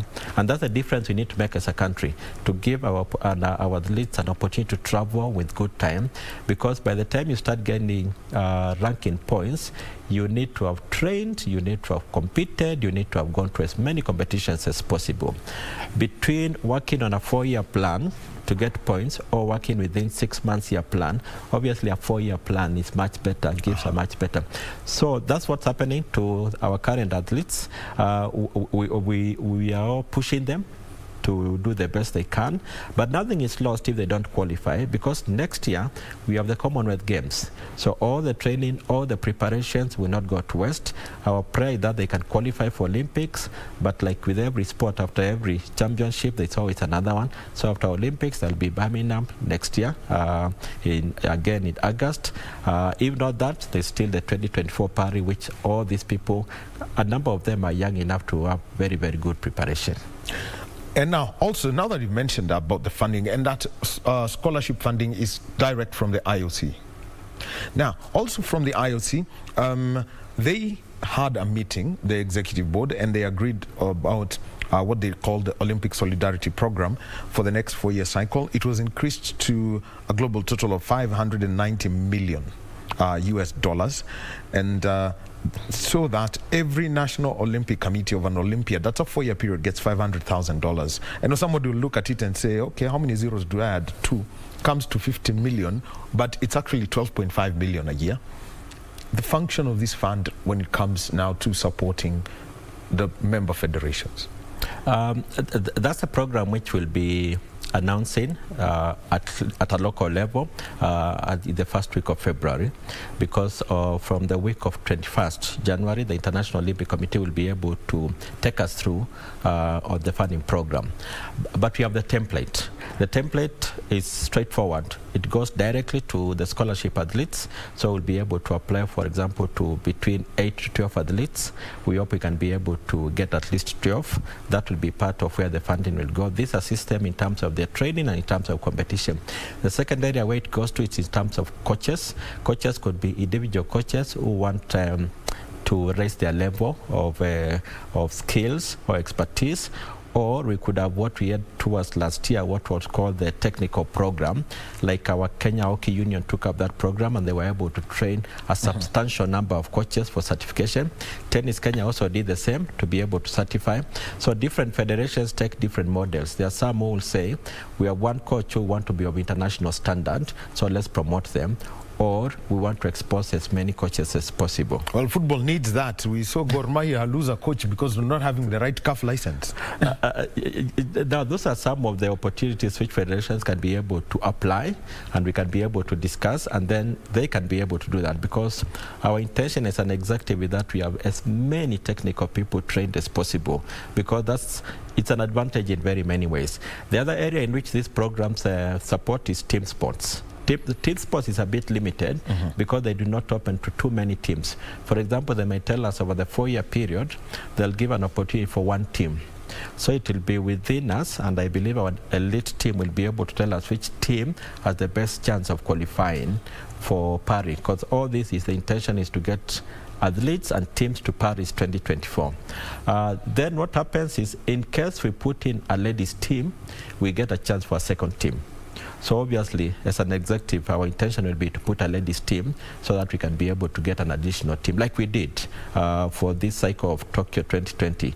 We put in Malkia Strikers and we were able to get a second opportunity, and that second opportunity again benefited a ladies team because we feel some of them... Which was the second team that benefited? The Kenya Lionesses. Yeah, so 2 ladies team benefited. But what made us get an additional one was the fact that we put a ladies team, and we intend to go with the same strategy so that we get more teams to be able to participate. Then beyond those programs, there is what we call the training programs. This could be for administration, it could be for different teams, it could be also for promotion of Olympic values. Olympic values, the sports for peace. The International Olympic Committee will be very strong in this new Olympiad period in terms of Olympism. Olympism is just making sports as something which every individual enjoys. And with the COVID-19, one of the things which will be promoting in the next 4 years is active lifestyle, where we are saying beyond the elite athletes, we want every Kenyan for our local part to be active, to be involved in sports. Whether they'll wake up and run, whether they'll walk, whatever it is, we'll be promoting a lot of active lifestyles through our Sports for All program. That's the function from that Solidarity Fund. So February, we should have that full. There's something that you've kept mentioning about the National Olympic Committee of Kenya, the elite performance team, the thinking behind it, and the current composition of these people. We realized that as elected members, we did not have the technical capacity to deal with technical aspects of sports. That's the executive committee? That's the executive committee. And therefore, we started the road to bring in a technical arm which can support the federations. The technical arm is in terms of when we go to have a conversation with, for example, Athletics Kenya, and we talk about their development program. It will be good to do it at a global level, but it's also good to do it at a technical level with people who understand the language, people who are engaged on a day-to-day basis with that program. And therefore, towards that, just like we have different commissions, we have a marketing commission, we have a sports for all commission, we have a finance committee, we have a procurement committee. We say that sports is our core business, therefore we should have one strong committee which is elite. And this elite, we invited several people who are also experts in their own right, but we also looked at people whose expertise runs beyond the individual sport. And one of them was Geoffrey Kimani, the second one was Rosemary Owino, the other one was Musa Otieno. Before now he was appointed to the substantive position in FKF. We had also Dixon Kiro. Those are the people we brought together to be our team team which looks at the technical aspects, and we've seen a great benefit because since then we've transformed the strength and conditioning approach. Actually, I'll be coming to that. You'll be coming to that, yes. So that's one of the transformational areas we've looked at. Not only that, now we are discussing about putting a sports science center because we've realized the need for that kind of approach in terms of a modern approach of sports is great. But on a day-to-day basis, what they do is, for example, when we get applications from different federations in terms of athletes who they want us to support, we need a team which sits, and by the way, I forgot to say that the chair of that person, the chair of that committee is Africa Yange, with the athletes representative. So we get that team to sit and look at these individual athletes. What are their needs and what support mechanism can we be able to provide? In a very neutral, non-aligned way, which the focus is purely the athlete and what is the best for athlete, without any other consideration. So once they do that, they're able to advise us and we're able to make very wise decisions which can benefit. I'll give an example about the youth program we had started before COVID interfered with. I think there was one that took place where in Lukenya. Yes, and one was scheduled, and we're hoping that we'll be able to get a chance to restart them again. But the elite program are the ones who were able, together working with the Youth Commission, we were able to put the program. Not only that, we were able to identify what kind of coaches need to work. And therefore, when they give a criteria to the federation, then the federations are well guided in terms of nominating coaches. So we've benefited greatly from their technical support, and we believe between now and July, when we prepare for Olympics, their support will be needed even more and beyond. I want to come to that strength and conditioning part. Jeffrey Kimani has done it. I know he started working, and I saw it with badminton. He's known to have worked with Kenya Sevens, that's where the name is, but he's also been in football, Tusker FC, Mathare United. He's also been part of the sprint coaching staff for Athletics Kenya. What's the change that was called for the SNC coach? From the statistics we were presented with and the information provided to us, is that we lacked the expertise in terms of strength and conditioning within the very many different sports. And we were given the example of our rugby team, the men's rugby team, the transformation in terms of their performance when they started having a performance based program, and when they made the strength and conditioning as a core program within their preparation. And we looked and found a lot of other federations were not doing it. The coaches they were having were experts in their own technical side of the sport, but in terms of preparing the athlete, and you know we are normally told before someone becomes a player they need to be an athlete. So yes, I have seen that. I mean that has make them athletes fast. Exactly. So that is what we want to do. We want all Kenyans, as they join the national teams, they should have the basics of being athletes, so that by the time the coach comes to work on the technical aspect, they have a prepared material, so to speak, so that it becomes easy to implement. We know there are a lot of challenges because by the time they reach there, then the coach also needs to go back and work on the techniques. And we know most coaches, by the time they get somewhere at the national level, they missed out the very elementary program of technical aspects, but we'll still come back to that through the youth program. So for now is to look at the material we have in terms of the sports people in Kenya and try to make the best out of them. One critical one which I must mention is also when they get injured, who puts them in a program of recovery. It's not the coach, because the coach is busy with the other people. So we need somebody, a strength and conditioning person, who knows which areas to work on so they can be able like to the case of Triza Tuka. That's the best case, and we are all looking forward. It will be such a great honor if she can make it back to the volleyball team and if she can participate in the Olympics. That will be a strong statement on now a good program can be able to get back. Even if that's not the case, the fact that the person can be able to get back and enjoy the sport they have been doing for years, that's already good enough for every person. Now, boxers are known to be fit. They do a lot of running and a lot of this. I saw some videos of them going through the strength and conditioning. What's the feedback now from the federations, through the Boxing Federation of Kenya, about the strength and conditioning program? I saw earlier Joey Not failed to make 5 on a blip test.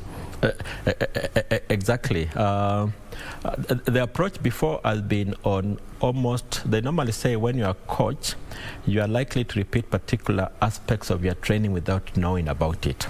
So when a new approach is picked, like the one Geoffrey Kimani did with the coaches, he's able to analyze what muscles are required for what purpose, and therefore develop them. And what he has done with boxing for the last 3 months, and we are very grateful that the Federation was able to avail the boxers for this training, was to try and develop different sets of muscle which could help them in their performance. And the test which they did finally was to show them how much more they need to do. But in terms of the feedback, they're all excited. They all said it was something good. They're able to perform better. We are actually looking forward to good performance, very, very good performance because of that. But we are saying this is still at foundational level.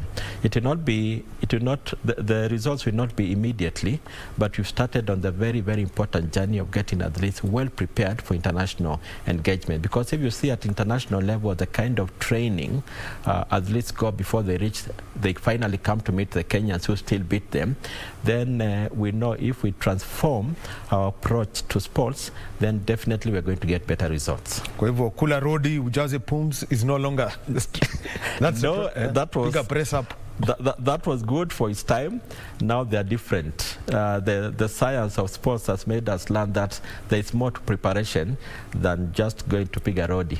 Okay, sports science, let's bring in a lot of these things, because it comes in with the whole thing, understanding the body, the nutrition. Kula ugali muhimu, sitashindwa mbio tena. What's the need to have this introduced in the country? One of the things is Kenya, our resources are limited. That's a fact which may not change soon.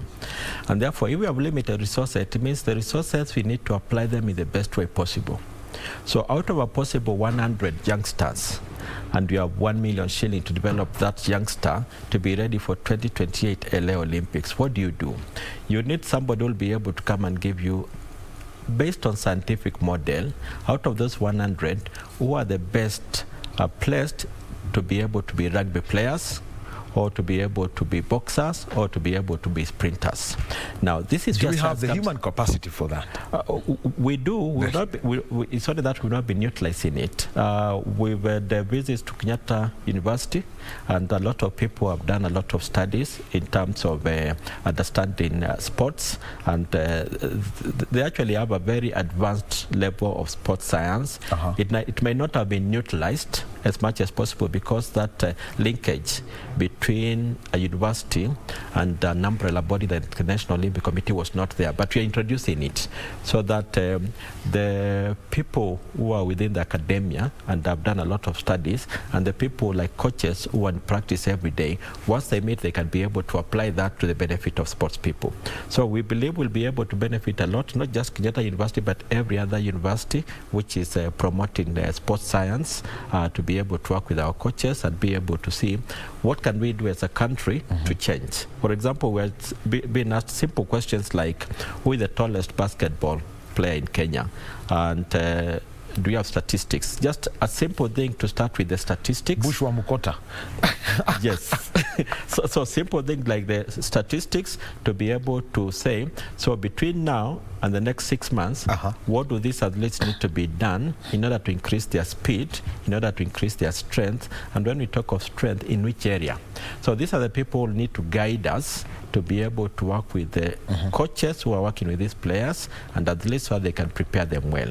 That can only be done within an environment. Therefore, the example I was given in terms of resources, it helps us to do, let's say, we approach it intelligently instead of just putting too much resources, while we could put a little to make a big difference. In terms of the physical aspects of it, the question is then what, for example, can Kenyatta University offer as a center rather than, go have, putting out land, setting up the labs? What is it that they have, they can offer to the National Olympic Committee? Testing. For example, they're able to test all our athletes right now in terms of their level. their levels of fitness, their level of strength. They can be able to test that.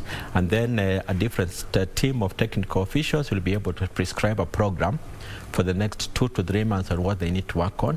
Then they can come back and be tested and see what improvement has been achieved. That can be a simple, something which starts immediately. Going forward is obviously to expand, because what they have is for learning purposes, not for utilization. So it's to be able to expand those facilities to be utilized on a continuing basis. The other thing is that you've mentioned throughout Olympism having the impact of sport on society. What's the methods that are being used to reach out to the public? I think Eliud Kipchoge had the concept of a mile a day for schools. What about for the National Olympic Committee of Kenya? What do you have in place? We tried one last year, December, which was Get Into Running program, where we are telling people just get out, run, log in the time you've done, not for competition purpose, but as a base to keep on improving. We'll be doing it a lot with this year. One, because it's important that people are active. And we know traditionally, one of the resolutions every New Year is people, they'll get fit. I think Jim... I haven't seen anyone make a New Year's resolution this year. I don't know what COVID did to that part of life. Maybe there's still, there's an extension of the 2021 unseen. Can it work this year? But January is normally a period where a lot of people get active. You'll find that in terms of gym registrations, in terms of clubs participation, a lot of people normally start off. Then somewhere around March it wanes down. Our intention is through Sports for All Commission is to promote an active lifestyle, and there'll be different modes of it. One of the exciting one is that there is now breaking, or what people probably know as break dance. Oh yes, coming to Olympics.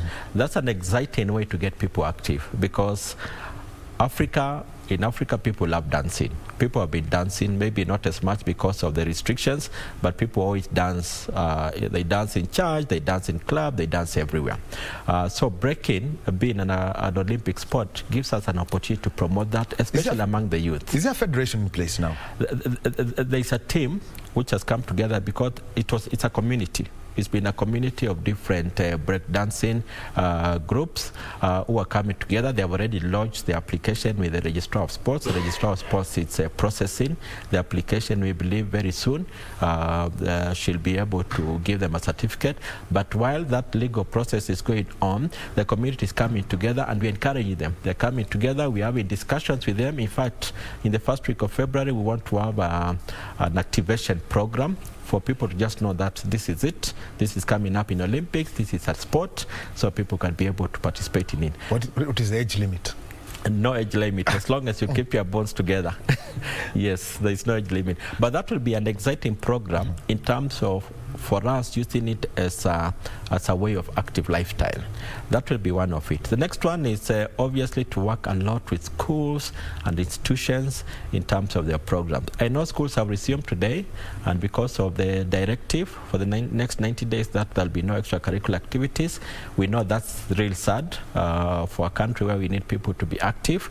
We're hoping that within the 90 days, just like we did for national teams, something can be developed through the Ministry of Sports, the Ministry of Health, and the Ministry of Education to be able to allow people to get active one way or another. We believe mechanisms can be put in place which allows a safe environment. We know internationally the people who are participating in sports, yes, some are getting positive, but a lot of them are coming back. Why? Because they are strong physically, and if you are strong physically, obviously, then you can be able to deal with a lot of different attacks. So that we want to encourage many people to be active so that they can play, they can run, they can swim, whatever it takes. And we have a country where there are so many opportunities in terms of engaging being active. So overall, the number of Kenyan athletes we would expect in Tokyo 2020, as the games aren't still officially known as? Yes, right now we have, if we were to go to Olympics tomorrow, we'll go with 87 athletes. Those are the ones who have qualified.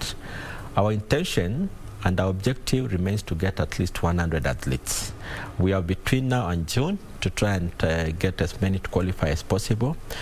If we get to 100, it will be great. We'll be very, very happy. If we get below 100, then it just gives us another milestone to work on for the next ones. Those are the athletes which will be flying and joining the world community in all celebrating. And these Olympics will be special because it will be the first time the world will be coming together to celebrate since the COVID pandemic came in. And you can imagine on 23rd of July, when all countries make a march past at the opening ceremony and Kenya be represented by 90 to 100 athletes, that will be a great moment for all of us.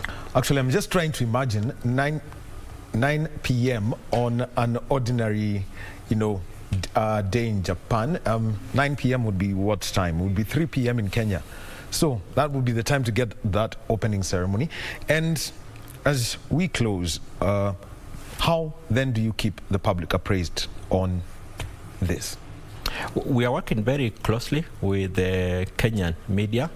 We are working very closely with all the journalists across the different stations to be able to give regular updates from the National Olympic Committee, and through our different arms of communication, we will be giving information almost on a weekly basis on what is happening, because we want this to be a walk with everybody. We feel as a National Olympic Committee, the time when you can't get a Kenyan to name the first 11 of Harambee Stars should end. And this can only end by us giving as many information as possible. We want every Kenyan to know which is the lineup for Malkia Strikers, which is the lineup for Shujaa, which is the lineup for Lionesses. We are hoping by now they know about Faith, they know about Nick, they know about Christine. These are at least, when you mention them, we are hoping that every Kenyan will know them, they can identify them, and more importantly, they can support them, because they'll be flying the Kenyan flag, which will be representing all of us very, very proudly. Whether they win gold or they just participate, I think that will be a proud moment for Kenyans. All right. Francis Mutuku, he is the Acting Secretary General of the National Olympic Committee of Kenya. Thank you very much for your time this morning, and also to Lois Mbogwa, who is an education administrator, who was talking about the back-to-school protocols. And to our reporting team that is out there, we want to say thank you very much. I am Daniel Wahome, our sign language interpreter. Over this hour has been Susan Thuku. And coming up next is Suleiman Yeri with our Swahili News magazine, Tamrini. Have a good day.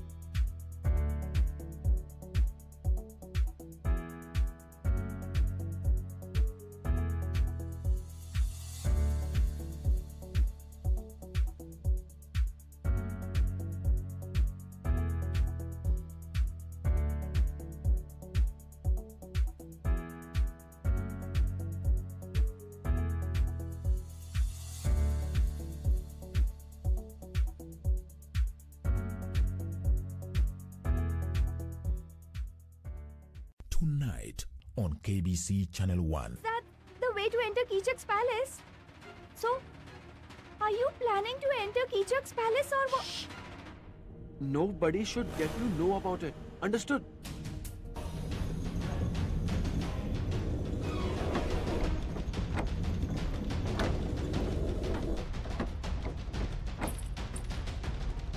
This is your last chance.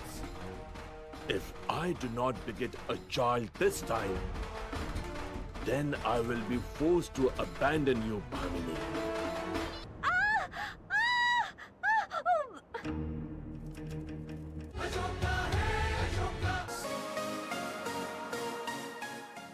Yote ndawaidu iko tu sawa kwa macho yako.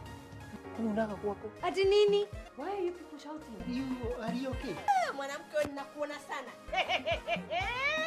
Ni wanaume hapa Mombasa wameisha. Ni nini mbaya? Nowadays we have so many unfaithful people. What?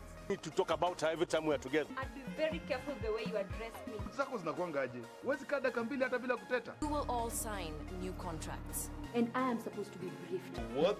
Taki ujinga. Oof.